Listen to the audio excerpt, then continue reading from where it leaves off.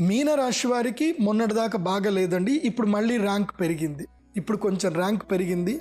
ఏలినాటి శని ప్రభావం తగ్గుతుంది. శుక్రుని యొక్క ఆనుకూలత పెరిగింది. గురుడి యొక్క ఆనుకూలత పెరిగింది. కాబట్టి మేలు జరుగుతుంది. ముఖ్యంగా కుటుంబ సంబంధ బాంధవ్యాలు బలపడతాయి. దూర ప్రయాణాలు చేయడానికి చేసే ప్రయత్నాలు సఫలీకృతమవుతాయి. విద్యార్థులకు చక్కని కీర్తి ప్రతిష్టలు వస్తాయి.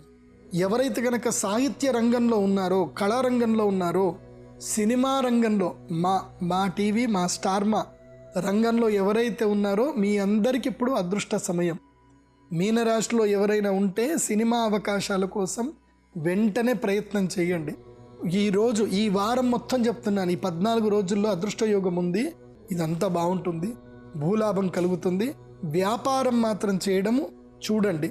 ఇప్పుడు మీనరాశి వారికి మంచి సమయం. చాలని శాలరీ ఉంటే వదిలేయండి, వ్యాపారం చేయండి.